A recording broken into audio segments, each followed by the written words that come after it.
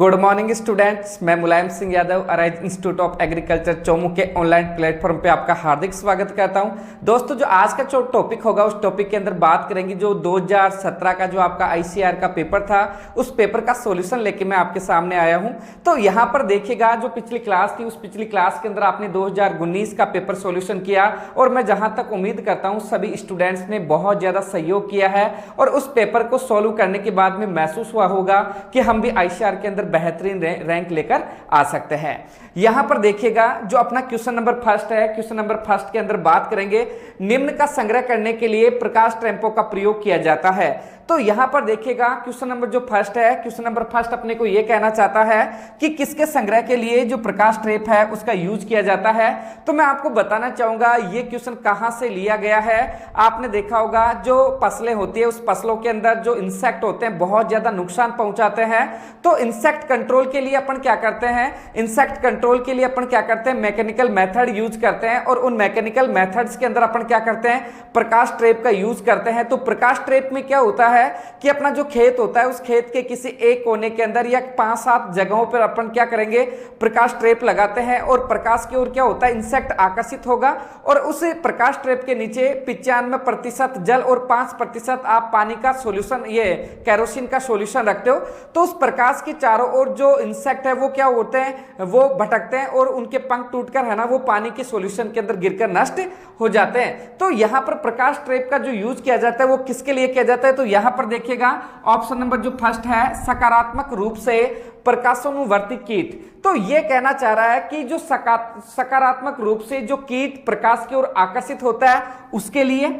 Second option है नकारात्मक रूप से प्रकाशानुवर्ती कीट के लिए और एक होता है गुरुत्वाकर्षणानुवर्ती कीट के लिए और एक आता है जलानुवर्ती कीट के लिए। तो मैं दोस्तों बताना चाहूंगा ये क्रिया मोस्टली उसके लिए अपनाई जाती है जिसके अंदर क्या होता है कि जो कीट प्रकाश की ओर आकर्षित होता है।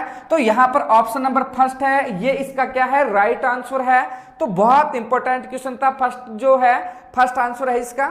उसके बाद में देखिएगा क्वेश्चन नंबर जो सेकंड है, निम्न में से कौन सी फसल में रेटोनिंग की क्रिया की जाती है।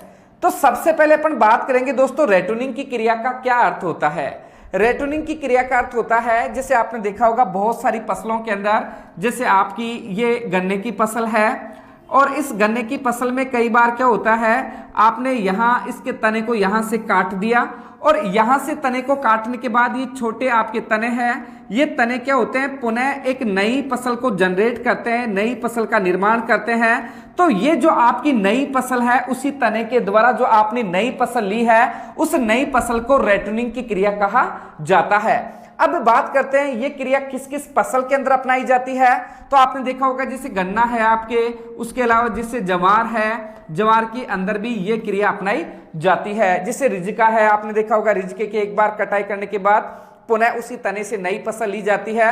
तो मोस्टली यहां पर रेटोनिंग का जो अर्थ होगा, एक बार फसल लेने के बाद उसी तने से दोबारा फसल लेने की क्रिया जो है उस क्रिया को रेटोनिंग कहा जाता है। और ये जो रेटोनिंग है वो मोस्टली जो है गन्ना है, जवार है आपके, इसके अलावा बाजरे में भी कई बार होता है, इसके अलावा जैसे आपका रिजिका है आदि के अंदर ये अपनाई जाती है। उसके बाद में देखो अपन बात करेंगे नेक्स्ट, वो है आपके लिए नेक्स्ट जो क्वेश्चन नंबर 3 है। क्वेश्चन नंबर 3 के अंदर देखते हैं, तो देखिएगा क्वेश्चन नंबर जो 3 है यहां पर देखिएगा ये थोड़ा सा घुमा के दिया गया है, बाकी वही लैंग्वेज है। तिहरे सुपर फास्फेट में जो फास्फोरस का जो प्रतिशत होता है, सॉरी यहां पर दोस्तों देखिएगा इसका जो अर्थ होगा वो क्या होगा, फास्फोरस कि जो आपका ट्रिपल सुपर फास्फेट होता है उस ट्रिपल सुपर फास्फेट के अंदर जो फास्फोरस परसेंटेज होता है वो कितना होता है। तो यहां पर ट्रिपल सुपर फास्फेट में जिसे एक आता है आपका एसएसपी, एक आता है आपका डीएसपी और एक आता है आपका टीएसपी। तो यहां पर टीएसपी की बात करेंगे, टीएसपी का जो अर्थ होगा वो क्या होता है, ट्रिपल सुपर फास्फेट। एसएसपी में कितना होता है, 16%, डीएसपी में कितना है आपका 32%, टीएसपी में कितना होगा आपका 48%। तो यहां पर देखिएगा जो आपका टीएसपी है इसमें फास्फोरस का जो परसेंटेज होता है वो कितना होता है, तो ऑप्शन नंबर 3 देखिएगा 48%।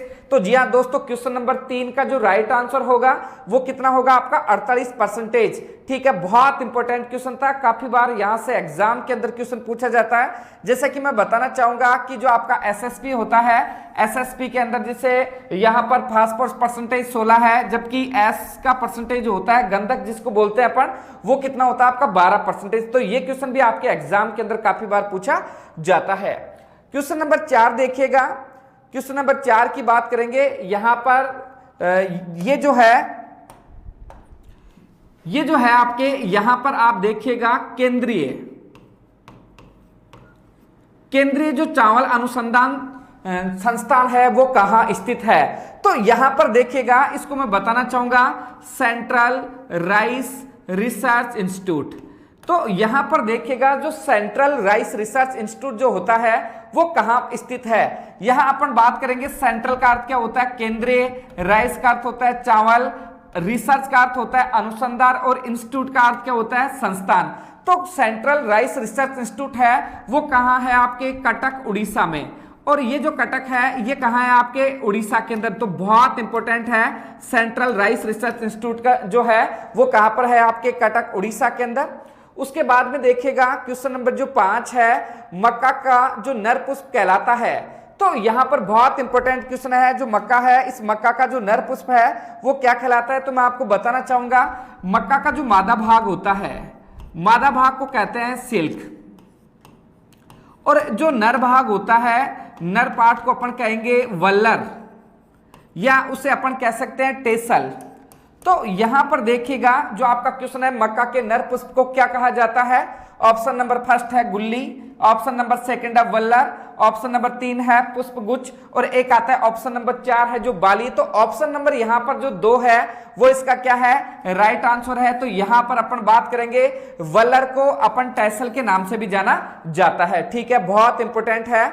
नेक्स्ट क्वेश्चन नंबर देखिएगा 6, सोयाबीन का वैज्ञानिक नाम है। तो यहां पर देखिएगा जो सोयाबीन है, सोयाबीन के वैज्ञानिक नाम की बात करेंगे।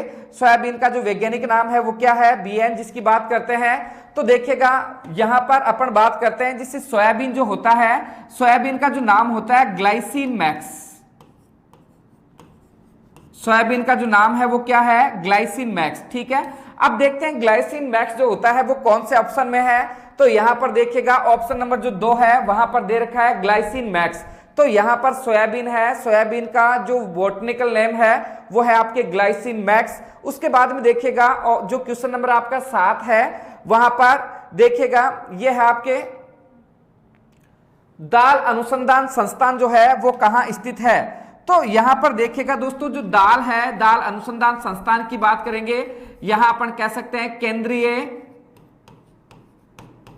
केंद्रीय दाल अनुसंधान संस्थान स्थित है। इसको अपन बोलेंगे सेंट्रल पल्स रिसर्च इंस्टीट्यूट। तो सेंट्रल पल्स रिसर्च इंस्टीट्यूट जो है वो कहां पर है कानपुर में, और कानपुर कहां स्थित है आपके उत्तर प्रदेश के अंदर। तो ये बहुत इंपॉर्टेंट है, कानपुर उत्तर प्रदेश में सेंट्रल पल्स रिसर्च इंस्टीट्यूट जो है वो कहां स्थित है कानपुर में। तो यहां पर देखिएगा ऑप्शन नंबर जो फर्स्ट है कानपुर इसका राइट आंसर होगा, और ये जो कानपुर है आपके उत्तर प्रदेश के अंदर स्थित है। उसके बाद में देखिएगा नेक्स्ट जो क्वेश्चन है, जमुनापारी और बारबरी किसकी नस्लें हैं। तो यहां अपन बात करते हैं जमुनापारी और बारबरी जो नस्लें हैं वो कौन से पशु के हैं। तो यहां पर देखिएगा जमुनापारी,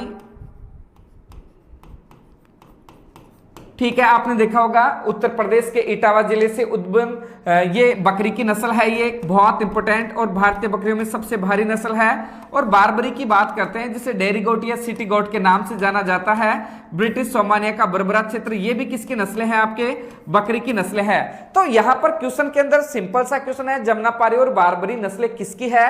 तो ये देखो गो पशु बिल्कुल नहीं है, सुअर बिल्कुल नहीं है, भैंस बिल्कुल नहीं है। तो यहां पर ऑप्शन नंबर जो 4 है बकरी की ये नस्लें हैं। बहुत इंपॉर्टेंट क्वेश्चन है, बारबरी और जमुनापारी दोनों इंपॉर्टेंट आपकी गोट ब्रीड्स है। उसके बाद में देखिएगा क्वेश्चन नंबर जो 9 है, आलू निम्न का एक संशोधित रूप है। तो यहां पर देखिएगा आलू के बारे में आपने काफी सुना होगा, आलू किसका रूपांतरण है। यहां पर अपन बात करते हैं आलू प्राण का बिल्कुल नहीं, आलू फूल का भी नहीं है, जड़ का भी नहीं है, और आलू किसका रूपांतरण है स्टेम का, ये तने का रूपांतरण है। बहुत बार क्वेश्चन आता है ये जो होता है आलू के अंदर क्या होता है, खाद्य संचय के कारण इसका जो स्टेम होता है वो क्या हो जाता है, फूल जाता है, और वो फूल कर क्या हो जाता है, मोटा हो जाता है, और वो एक तने का पार्ट होता है। तो यहां पर क्वेश्चन नंबर जो 9 है इसका राइट आंसर जो होगा वो क्या होगा आपका नंबर 4 तना। आगे आइए, ऐसी मृदा जो 45% से अधिक विनिमय सोडियम से संतृप्त हो गई हो कहलाती है। तो यहां पर थोड़ा सा मिसप्रिंट हुआ है, इससे 45% को आपको करना है 15%।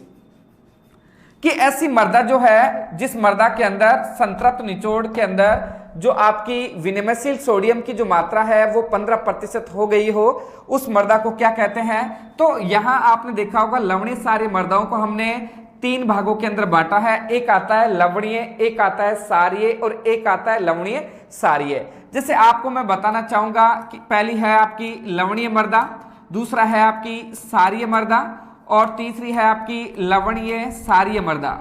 तो यहां पर अपन बात कर रहे थे इन तीनों जो मृदाएं हैं, इन मृदाओं के अंदर हमने पढ़ा था, एक पढ़ा था हमने जैसे एक आता है आपके विद्युत चालकता, विद्युत चालकता,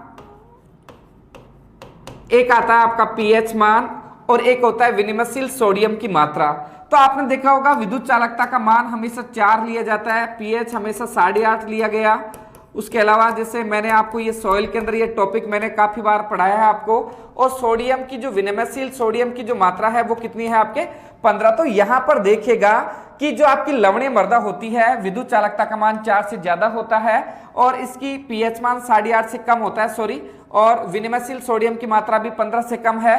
तो यहां पर देखिएगा जो हमारे को 15 से अधिक सोडियम की मात्रा होती है, तो सारे देखिए सारे में आपके क्या है, सारे के अंदर क्या है, विद्युत चालकता का मान कम है, पीएच 8.5 से ज्यादा है, और विनिमयशील सोडियम की मात्रा भी क्या है 15 से अधिक है। तो इसका मतलब ये जो मृदा होगी वो मृदा कौन सी आपकी सारीय मृदा है। तो 10वें नंबर का जो क्वेश्चन है उसका राइट जो आंसर है वो क्या होगा, सारीय सॉइल जो है आपके।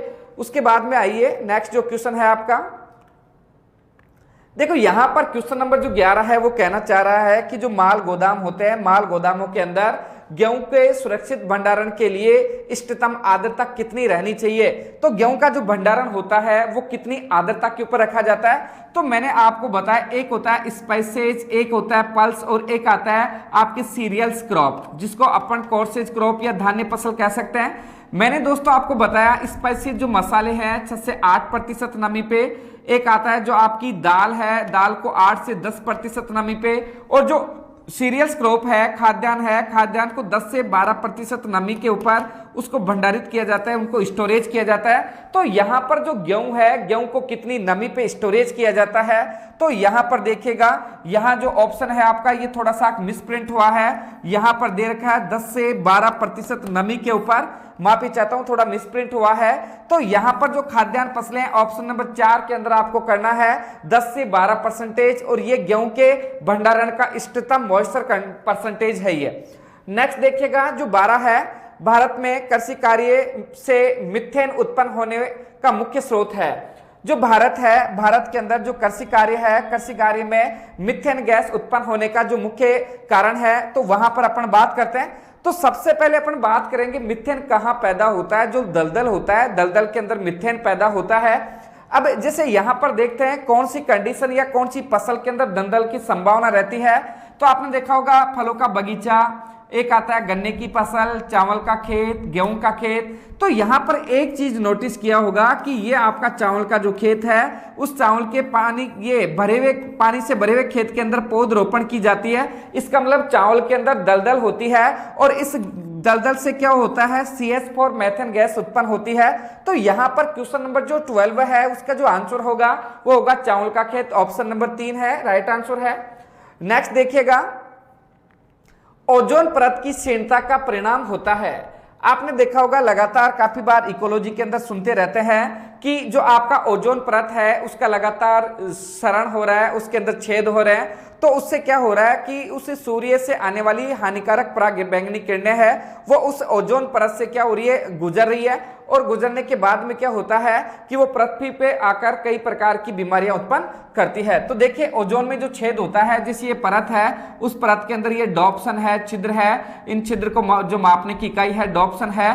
तो इनके अंदर क्या होता है कि जो सूर्य से आने वाली जो पराबैंगनी किरणें हैं वो क्या होती है, यहां से आर पार हो जाती है। तो यहां पर इसका साइड इफेक्ट है भूमंडलीय तापमान, एक है पृथ्वी तक पहुंचने वाला पराबैंगनी विकिरण, अत्यधिक वर्षा, और एक आता है अम्ल वर्षा। तो यहां पर इसका जो प्रभाव होता है कि पृथ्वी के ऊपर जो हानिकारक पराबैंगनी किरणें हैं वो पहुंच रही है, जिसके कारण क्या होता है कि मनुष्य के ऊपर या पृथ्वी पर रहने वाले जीव जंतुओं के लिए ये क्या होता है, हानिकारक होता है। तो ये आपके क्वेश्चन नंबर जो 13 है इसका जो राइट आंसर था वो था आपके सेकंड। उसके बाद में 14 के अंदर आइए, 14वें नंबर का जो क्वेश्चन है, उस युग्म का पता लगाइए जो शर्करा का स्रोत है। बहुत सिंपल सा क्वेश्चन है। तो आपने देखा होगा कि मोस्टली जो शर्करा अपने को मिलती है दो चीजों से मिलती है, एक होता है आपका गन्ना और एक होता है आपके चुकंदर। तो शर्करा की जो स्रोत है उसका युग्म हमारे को चुनना है। यहां पर देखिएगा गेहूं और चुकंदर, मानते हैं चुकंदर से शर्करा मिलती है लेकिन गेहूं से शर्करा नहीं मिलती, ठीक है। एक आता है चुकंदर और गन्ना, बिल्कुल राइट बात है। चुकंदर के अंदर यहाँ शर्करा का जो परसेंटेज है 18 से 20% होता है, और गन्ने के अंदर 16 से 18% शर्करा पाई जाती है। एक होता है गन्ना, गन्ने में शर्करा होती है लेकिन आलू के अंदर शर्करा नहीं होती, गन्ना। और एक होता है केले, तो यहां पर गन्ने के द्वारा शर्करा प्राप्त की जाती है लेकिन केले से नहीं। तो यहां पर जो शर्करा का सबसे बड़ा स्रोत जो है वो आपका है चुकंदर, और एक कौन सा है, गन्ना। तो आपका जो 14 नंबर का जो क्वेश्चन है उसका सेकंड जो आंसर है वो इसका राइट आंसर होगा। उसके बाद आइए आप क्वेश्चन नंबर 15 में। क्वेश्चन नंबर 15 कहना चाह रहा है वर्धमान आकार की श्रृंखला में रखे गए मृदा के कण है।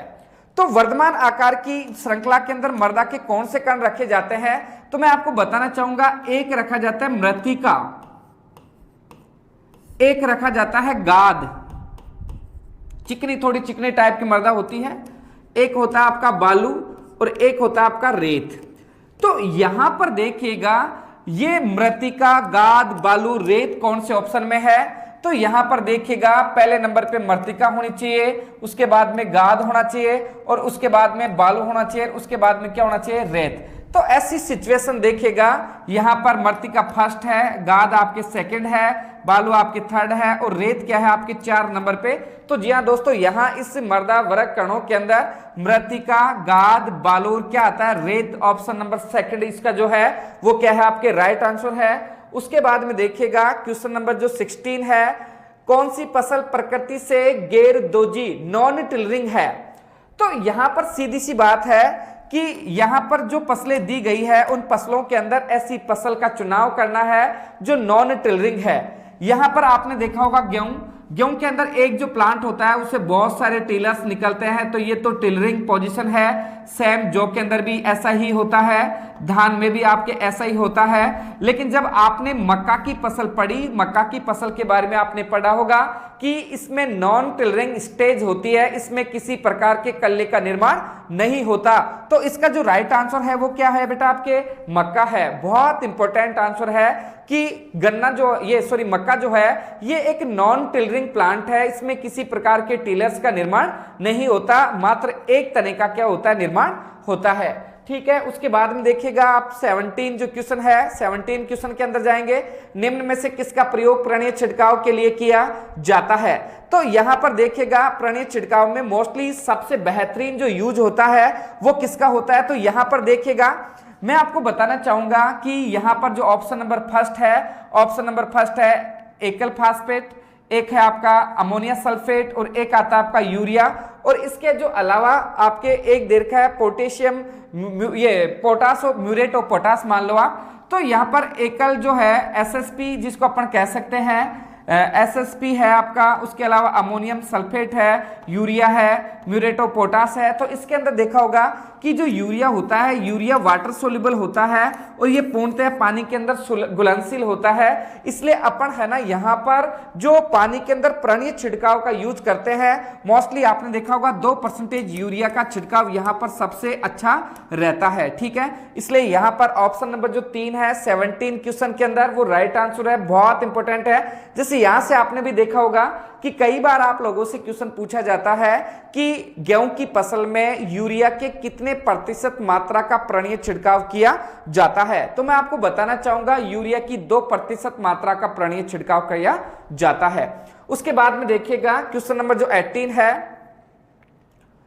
पशुओं में मिल्क फीवर निम्न कारण से होता है। ठीक है, देखो ऑप्शन के ऊपर बाद में जाएंगे। जैसे मैंने आपको एनिमल डिजीज क्लास के अंदर पढ़ाया, तो मैं जो बात कर रहा था जो मिल्क फीवर होता है, मिल्क फीवर के अंदर बात करेंगे जिसको दुग्ध ज्वर के नाम से जानते हैं, ये आपका मिल्क फीवर होता है। ये क्या होता है कि हड्डियों में जो प्रोलैक्टिन हार्मोन है,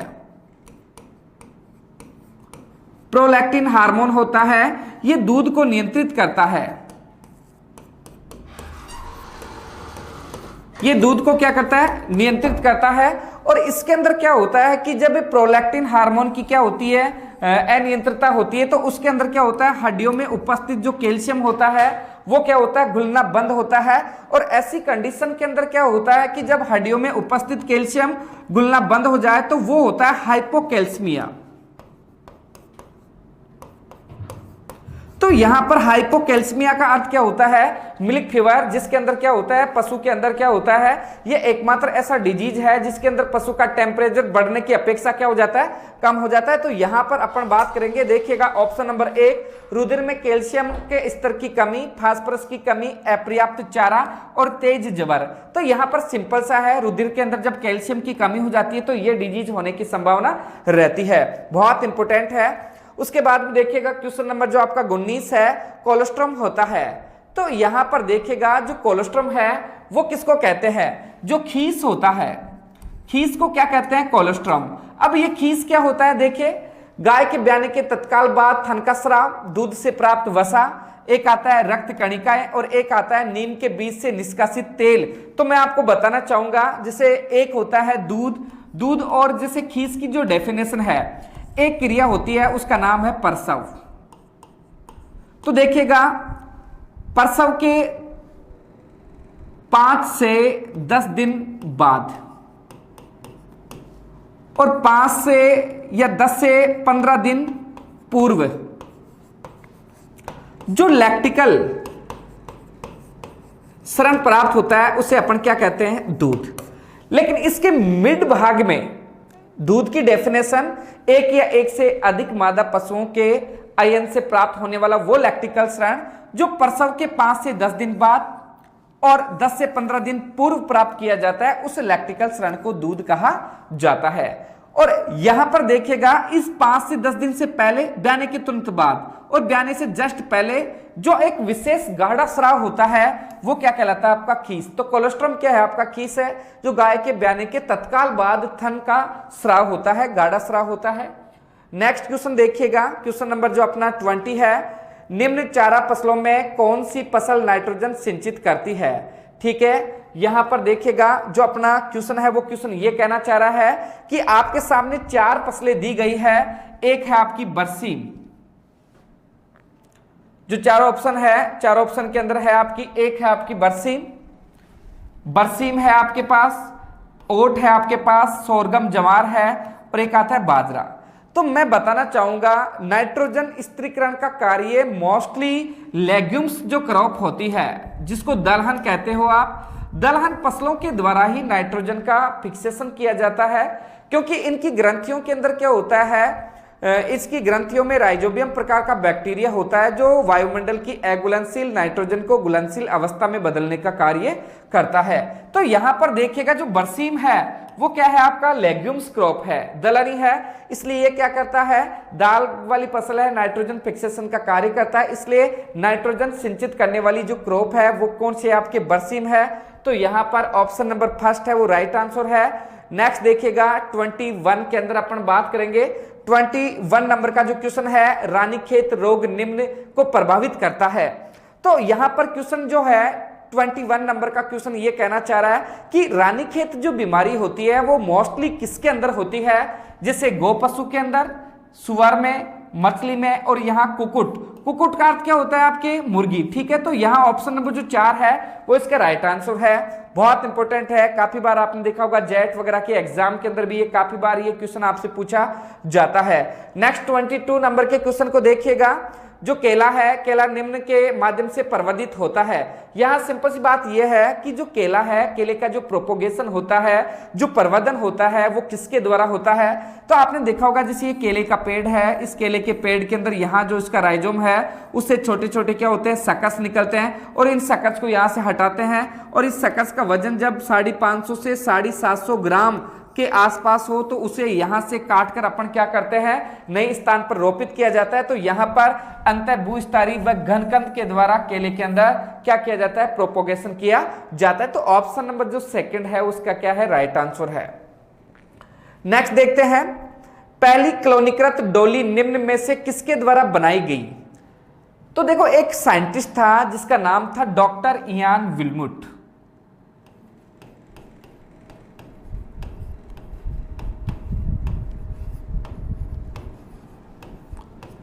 तो डॉक्टर इयान विल्मुट है। डॉक्टर इयान विल्मुट के द्वारा एक भेड़ की पहली क्लोनीकृत भेड़ का निर्माण किया गया जिसका नाम था डोली। तो ये जो ब्रीड है ये पूछा जा रहा किसकी है, तो ये किसकी ब्रीड है आपके, यहां पर देखिए चूहे की, बकरी की, खरगोश की। ऑप्शन नंबर जो 4 है वो कह रहा है भेड़ की। तो ये क्या है, भेड़ की एक ब्रीड है जो पहली क्लोनीकृत भेड़ की नस्ल थी, डॉक्टर इयान विल्मुट के द्वारा ये डेवलप की गई थी। ठीक है, उसके बाद में आते हैं नेक्स्ट जो क्वेश्चन है आपका 24 नंबर का क्वेश्चन है, प्याज में निम्न की उपस्थिति के कारण बदबू आती है। ठीक है, तो देखो जो प्याज है, प्याज के अंदर जो गंध होती है, प्याज की गंध का नाम है एलाइल प्रोपाइल डाइसल्फाइड। तो एलाइल प्रोपाइल डाइसल्फाइड, तो यहां पर सल्फाइड क्या है, एक प्रकार का गंधक। ठीक है, तो यहां पर जो प्याज है, प्याज के अंदर जो दुर्गंध आने का जो कारण होता है एलाइल प्रोपाइल डाइसल्फाइड, गंधक है एक प्रकार का, इसलिए ऑप्शन नंबर फर्स्ट इसका राइट आंसर है। क्वेश्चन नंबर 25 देखिएगा, भारतीय सब्जी अनुसंधान संस्थान। ठीक है, यहां अपन बात करेंगे इंडियन वेजिटेबल रिसर्च इंस्टीट्यूट। तो इंडियन वेजिटेबल रिसर्च इंस्टीट्यूट, भारतीय सब्जी अनुसंधान संस्थान, ये कहां है आपके, वाराणसी। और वाराणसी कहां है, ये आपके उत्तर प्रदेश के अंदर है। अब देखते हैं वाराणसी कौन सी जगह दे रखा है, ऑप्शन नंबर फर्स्ट के अंदर आपके क्या दे रखा है, वाराणसी। और मैं बता रहा था ये वाराणसी कहां है, आपके उत्तर प्रदेश के अंदर ये वाराणसी स्थित है। नेक्स्ट देखिएगा 26 नंबर का जो क्वेश्चन है उसके अंदर देखते हैं, किसान दिवस निम्न तारीख को मनाया जाता है। तो यहां पर देखिएगा जो फार्मर जो दिवस है वो कब मनाया जाता है, 4 दिसंबर, बिल्कुल नहीं, 1 मई को भी नहीं, 6 अक्टूबर को भी नहीं। जी हाँ दोस्तों, यहां पर ऑप्शन नंबर जो सेकंड है 23 दिसंबर को फार्मर डे घोषित किया गया है, इसलिए यहां पर जो 26 नंबर का जो आपका क्वेश्चन था उसका सेकंड जो ऑप्शन है वो क्या है बेटा, आपके राइट आंसर है। मैं आपको बताना चाह रहा हूं, जितने भी स्टूडेंट्स हैं जो अपनी क्लास को देख रहे हैं उन स्टूडेंट्स को मैं कहना चाहूंगा कि वर्तमान इस परिस्थिति के दौर में बहुत सारे स्टूडेंट्स ऐसे हैं जो पढ़ना चाहते हैं लेकिन वो काफ़ी डिस्टर्ब है, इकोनॉमिकली प्रॉब्लम भी है, कई प्रकार के इश्यूज है। तो मैं आपको बताना चाहूँगा कि अराइज स्टडीज ऐप है अपने इंस्टीट्यूट के द्वारा एग्रीकल्चर स्टूडेंट्स के लिए। यहाँ पर देखिएगा अपनी इंस्टीट्यूट के द्वारा जैसे 11th, इसके अलावा जैसे आपके 12th क्लास है, इसके अलावा आपकी जेट है, इसके अलावा जैसे आपका Indian council of agriculture research का टेस्ट है, इसके अलावा जैसे BHU है आपके, इसके अलावा जैसे AG सुपरवाइजर जो होता है आपके, इसके अलावा जैसे आपने देखा होगा जैसे प्री PG के बैच है वो भी हमने स्टार्ट किए हैं। इसके अलावा जैसे बैंक SO आता है आपके IBPS के तहत, एग्रीकल्चर SO जो है ये जो सेगमेंट है, इस सेगमेंट के साथ हमने यहाँ पर जो 11th क्लास है वो हिंदी मीडियम और इंग्लिश मीडियम दोनों कंडीशन के अंदर हम ऑनलाइन और ऑफलाइन हम स्टार्ट करने जा रहे हैं। तो आप जो सभी स्टूडेंट्स हैं जो अपनी क्लास से जुड़े हुए हैं, जिन स्टूडेंट्स के जो भी प्रॉब्लम है वो प्रॉब्लम आप हमारे नंबर पे, या आपका जो भी छोटा बड़ा भाई है जो इन सेगमेंट से जुड़ा हुआ है, वो अपने अराइज स्टडीज को डाउनलोड करके उसमें जो भी आपके लिए न्यूनतम फीस तय की गई है उस न्यूनतम फीस को क्या करे, वो पे करे, और पे करने के बाद में है वो क्या करे, पे करने के बाद में अपने अराइज स्टडीज ऐप से जुड़े, ताकि नियमित जो क्लास है जिसके अंदर हम आपको लाइव क्लास देंगे, आपको वीडियो क्लिप देंगे, नोट्स देंगे, और इसके अलावा आपकी जो टेस्ट सीरीज है उसको कंटिन्यू सुचारू रूप से चालू रखेंगे। तो जो भी इच्छित विद्यार्थी है वो विद्यार्थी अपने ऐप को डाउनलोड कीजिएगा और इंडिया के और राजस्थान के स्मार्ट जो फैसिलिटीज है उनका आप आनंद लीजिए, और आने वाले दिनों के अंदर जो भी आपकी एग्जाम है उस एग्जाम के अंदर एक बढ़िया रैंक लेकर आइए। यहाँ इस इंस्टीट्यूट के द्वारा अराइज इंस्टीट्यूट ऑफ एग्रीकल्चर, जिसके कॉन्टैक्ट नंबर 9694343442 के ऊपर आप संपर्क कर सकते हो, और 11th एग्रीकल्चर के अंदर हिंदी मीडियम और इंग्लिश मीडियम दोनों सेगमेंट से, और ये राजस्थान के अंदर पहला मौका होगा जब इंग्लिश मीडियम के अंदर प्योरली इंग्लिश मीडियम बैच यहां पर स्टार्ट किए जाएंगे, ताकि आने वाले समय के अंदर जो इंग्लिश मीडियम के विद्यार्थी हैं वो भी एग्रीकल्चर के बारे में आसानी से एजुकेशन ले सके। उसके बाद में देखिएगा 27 नंबर क्वेश्चन जो था आपका, उस 27 नंबर के क्वेश्चन के अंदर बात करेंगे, एक आता है सुनहरा चावल, गोल्डन राइस जो होता है, गोल्डन राइस की बात करेंगे। गोल्डन राइस आनुवांशिक रूप से संशोधित होता है, उसमें निम्न कौन सा प्रचुर मात्रा में होता है। तो यहां पर अपन बात करेंगे जो गोल्डन राइस होता है, गोल्डन राइस के अंदर क्या होता है, किसकी प्रचुरता पाई जाती है। तो मैं आपको बताना चाहूंगा, गोल्डन जो राइस है, गोल्डन राइस क्या है, एक ऐसा चावल है जिससे राइस के अंदर क्या होता है, आपकी विटामिन जो ए है, विटामिन ए की कमी पाई जाती है। इस गोल्डन राइस के अंदर विटामिन ए क्या है, कंप्लीट रूप से अधिक मात्रा में तैयार किया गया है, डेवलप किया गया है। तो विटामिन ए से भरपूर जो चावल की किस्म है उसे अपन क्या कहेंगे, गोल्डन राइस। तो ऑप्शन नंबर फर्स्ट है, विटामिन ए से भरपूर चावल की किस्म है। क्वेश्चन नंबर 28 के ऊपर आइए।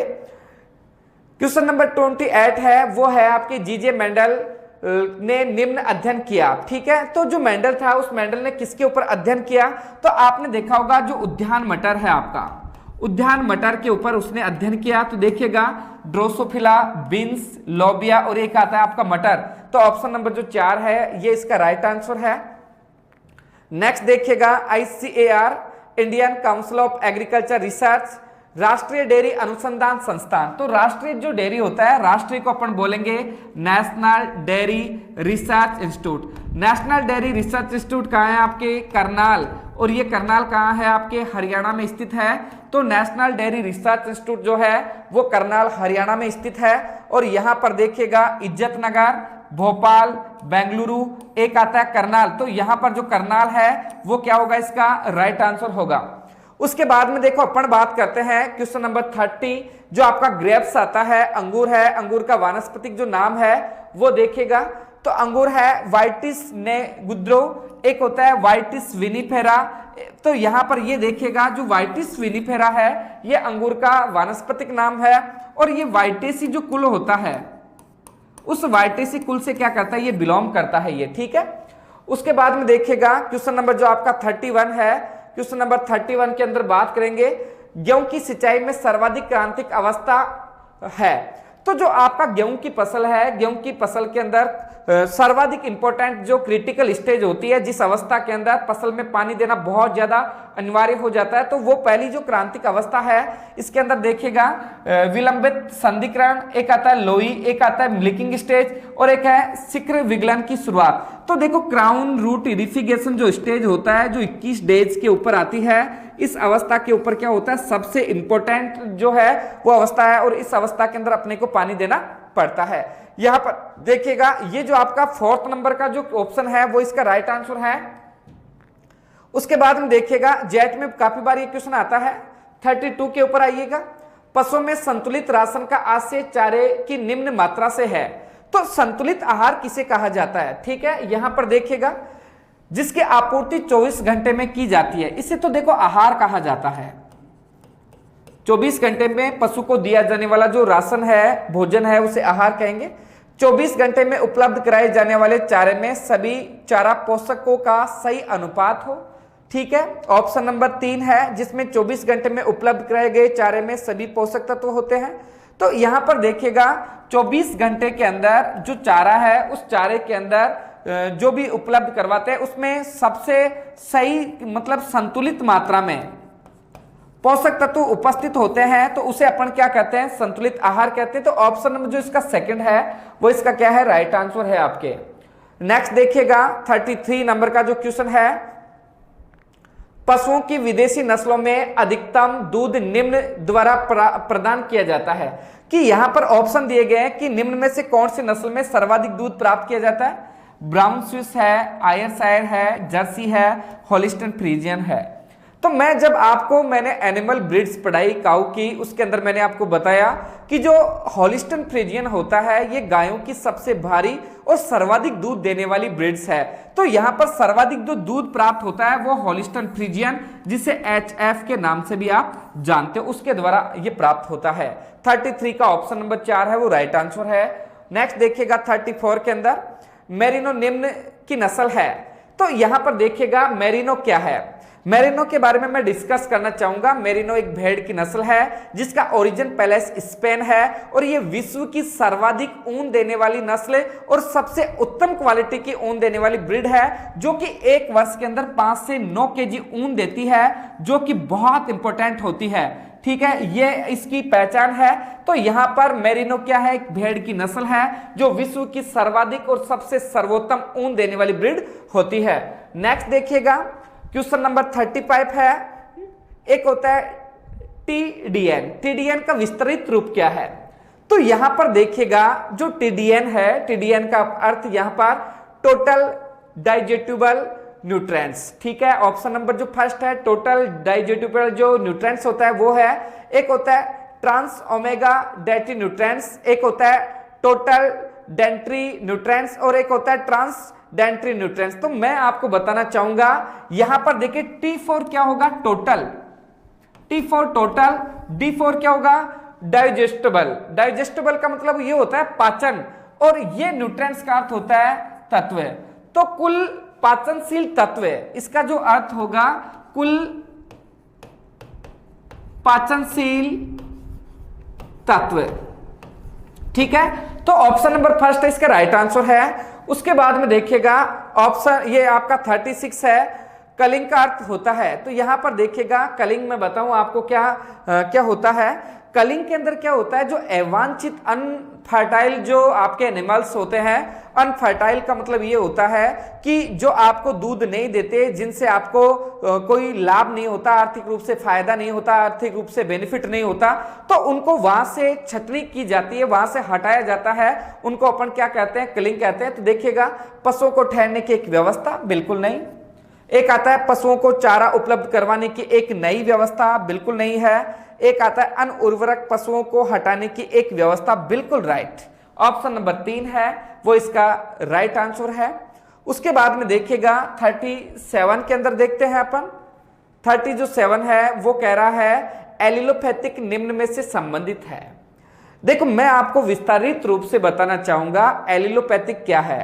जैसे आपने खरपतवार पढ़े और खरपतवारों की आपने विशेषताएं पढ़ी, या आपने उसके जो लॉसेस पढ़े आपने वीड्स के, उसके अंदर देखा होगा एलिलोपैथिक प्रभाव का अर्थ यह होता है कि एक ही खेत में जब खरपतवार और फसल जनरेट होती है, जर्मिनेटेड होती है, उगने के बाद कई बार खरपतवार के साइड इफेक्ट अपनी क्रॉप के ऊपर आते हैं, उस प्रभाव को एलिलोपैथिक प्रभाव कहा जाता है। यहां ऑप्शन देखते हैं, एक एलिल के हानिकारक प्रभाव दूसरे को, ठीक है, एक एलिल के हानिकारक जो प्रभाव होते हैं वो दूसरे के ऊपर लगते हैं, एक फसल के हानिकारक प्रभाव दूसरी फसल को, ठीक है, अंतस्थ जीन के हानिकारक प्रभाव, एकल फसल प्रणाली का हानिकारक प्रभाव।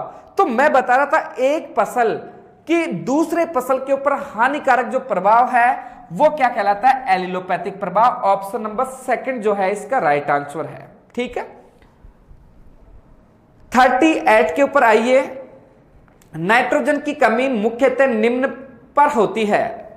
जो नाइट्रोजन की कमी है वो मुख्यतः कौन सी लीफ के ऊपर होती है? जैसे आपको मैंने जब ये टॉपिक पढ़ाया, जैसे थोड़ा फास्टली समझने का प्रयास करना।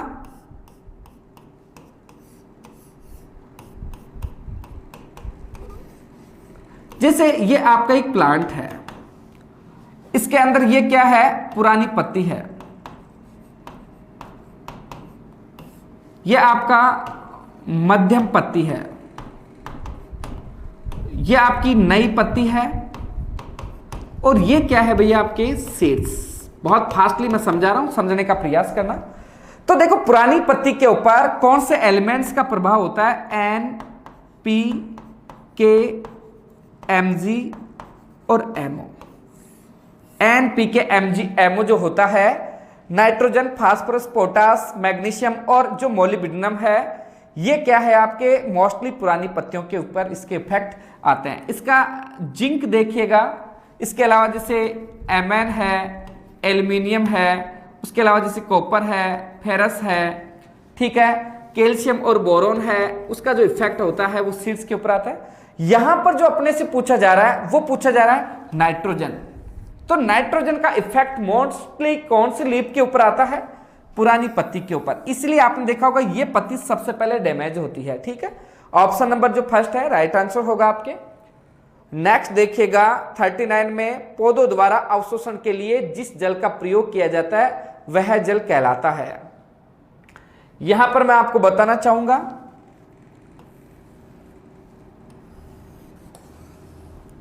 यहां पर ऐसी कंडीशन है, एक जल होता है आपका आर्द्रताग्राही, एक होता है आपका कैपिलरी,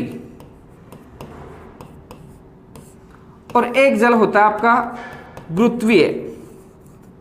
तो मैं आपको बताना चाहूंगा आर्द्रताग्राही क्या है? अपर्याप्त है। ये आपने देखा होगा कई बार जब सॉइल के ऊपर मॉइस्चर आती है और थोड़ा सा नमी हो जाती है, लेकिन प्लांट के लिए कोई खास यूज नहीं होता। तो प्लांट्स के लिए जो यूजफुल वाटर है वो कौन सा है? कैपिलरी, जिसको केसिका जल के नाम से जाना जाता है। तो ऑप्शन नंबर 3 है इसका राइट आंसर है। नेक्स्ट देखिएगा, नेक्स्ट आपका जो 14 नंबर का है, लवण सहनशील फसल होती है। लवण सहनशील फसल की अपन बात करेंगे तो लवण सहनशील के अंदर अपन बात करते हैं कि ये कल भी जैसे आपने 2019 का पेपर देखा होगा उसमें भी आपको देखने को मिलेगा कि ऐसी कौन सी फसल है जो लवणों को आसानी से सहन कर सकती है। मटर बिल्कुल नहीं, नींबू भी नहीं होता, लोबिया भी नहीं है। यहाँ जो चुकंदर होता है ये लवणों को आसानी से सहन कर जाता है, ठीक है। उसके बाद में देखिएगा आपका 41 है, सिंचाई जल के साथ उर्वरकों का प्रयोग करना क्या कहलाता है? तो सिंचाई जल के साथ उर्वरकों का जो प्रयोग करना है वो क्या कहलाता है? आपके फर्टिगेशन, ठीक है। जैसे आपने देखा होगा कि जो ड्रिप है, ड्रिप के अंदर अपन क्या करते हैं, जैसे ये ड्रिप की पाइप है, यहाँ छिद्रों के द्वारा जैसे कई बार पानी जाता है, तो यहाँ जो आपका टैंक होता है वो क्या होता है, उसमें उर्वरक और पानी दोनों होता है, उसको चलाते हैं। तो ऐसी क्रिया को फर्टिगेशन कहा जाता है। एक आता है 42, माइकोलॉजी निम्न का अध्ययन करते हैं। तो माइकोलॉजी के अंदर किसका अध्ययन किया जाता है? तो यहां देखते हैं, एक देखिएगा यह होता है आपके बैक्टीरियोलॉजी, जीवाणु जो विज्ञान होता है बैक्टीरियोलॉजी। यह होता है आपके जो कवक होता है, कवक, या इसको अपन जैसे कवक कह सकते हैं, कवकलॉजी जो होता है। एक होता है जिसे वायरोलॉजी होता है और एक होता है फंजीलॉजी, ठीक है। तो यहां पर माइकोलॉजी है, तो माइकोलॉजी के लिए सबसे सुटेबल जो होगा वो क्या होगा? फंजी, जिसमें फंगी का अध्ययन किया जाता है, ठीक है। नेक्स्ट देखिएगा 43 में, पर्णकुंचन लीफ कर्ल विषाणु निम्न द्वारा संप्रेषित किया जाता है। तो मैं कहना चाहूंगा जो आपका माइक्रोप्लाज्मा के द्वारा, जिसे पिछली आपने 2019 के पेपर में भी देखा होगा, जिससे बैंगन के अंदर जो लीफ कर्ल होता है वो किसके द्वारा होता है? माइक्रोप्लाज्मा के द्वारा। लेकिन इसका जो वाहक होता है वो क्या है? आपका सफेद मक्खी के द्वारा ये एक स्थान से दूसरे स्थान पे ट्रांसफर होता है। नेक्स्ट देखिएगा 44 के ऊपर, चिनोपोडियेसी निम्न का परिवार है। यहां पर देखिएगा गाजर अम्ब्रेली फेरी है। पालक क्या है आपके, जो पालक है, पालक की फैमिली जो है चिनोपोडियेसी, ठीक है। तो यहां पर देखिएगा जो पालक है चिनोपोडियेसी, जो बथुआ है पालक है चिनोपोडियेसी कुल से बिलोंग करते हैं ये। उसके बाद में देखिएगा ललित और श्वेता किसकी किस्में है, ललित और श्वेता जो है किसकी किस्में है, ये आपके जैसे आम बिल्कुल नहीं, आंवला की भी नहीं है, अनार की भी नहीं है। ललित लाल गुद्दे वाली वैरायटी है, सफेद जाम, ठीक है। जाम का अर्थ भी क्या होता है, अमरूद होता है, तो ये अमरूद है आपके। उसके बाद में देखिएगा 46 के अंदर फूल गोभी निम्न की कमी के कारण भूरी पड़ जाती है। तो मैंने आपको पहले भी बताया था फूल गोभी के अंदर मोस्टली 2 प्रकार के डिजीज होते हैं, एक होता है ब्राउनिंग और एक होता है विहिपटैल। ब्राउनिंग किसकी कमी से होता है, बोरोन की कमी से, और विहिपटैल किसकी कमी से होता है, मोलिब्डेनम की कमी से।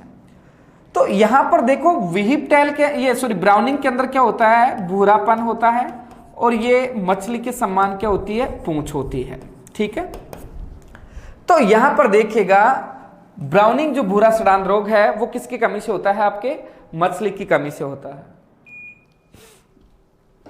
उसके बाद में आते हैं अपन जेली तैयार करने के लिए फलों का एक महत्वपूर्ण घटक है। सीधी सी बात यह है कि जेली तैयार करेंगे तो जेली के लिए जो महत्वपूर्ण घटक होता है वो कौन सा है, शर्करा बिल्कुल नहीं है, सेलुलोज भी नहीं है, विटामिन भी नहीं है। जेली का सबसे जो प्रमुख घटक है वो क्या है, पैक्टिन है। जिस फ्रूट के अंदर पैक्टिन की जितनी ज्यादा मात्रा होगी उस फ्रूट से उतना ही अच्छी प्रकार का जेली तैयार होता है, इसीलिए अमरूद को मोस्टली जेली बनाने के लिए काम में लिया जाता है। नेक्स्ट 48 के अंदर देखिएगा उत्तर भारत में आम की जो किस्में वाणिज्यिक दृष्टि से सबसे पहले पकती है वह है।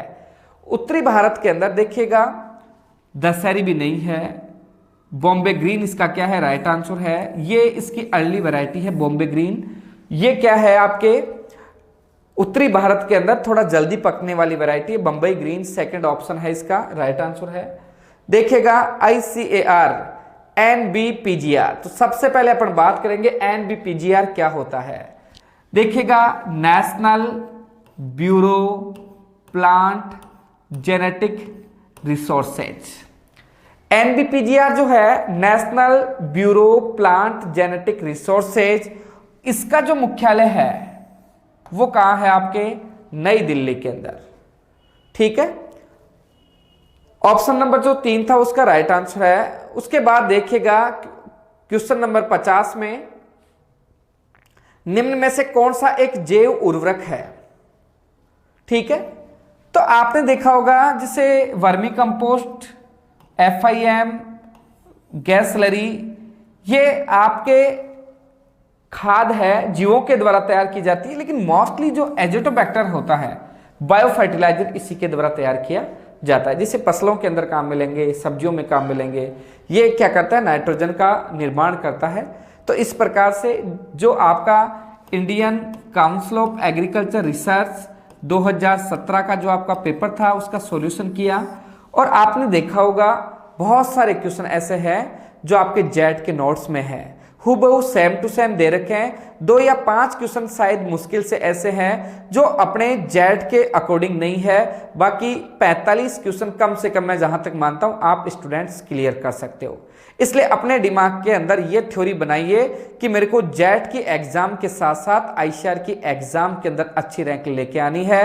यदि आपका कोई भी छोटा भाई या बहन हो इंग्लिश मीडियम एग्रीकल्चर से, यदि वो एग्रीकल्चर करना चाहे तो वो स्टूडेंट अराइज इंस्टीट्यूट के द्वारा जुड़ के आने वाले समय में चोमू क्षेत्र के अंदर इंग्लिश मीडियम के द्वारा वो 11वीं एग्रीकल्चर के अंदर एडमिशन ले सकता है। तो आप अपने चैनल को ज़्यादा से ज़्यादा इसको सब्सक्राइब कीजिएगा, इसको शेयर कीजिएगा ताकि प्रत्येक विद्यार्थी तक अपनी फैसिलिटीज पहुंच सके। धन्यवाद।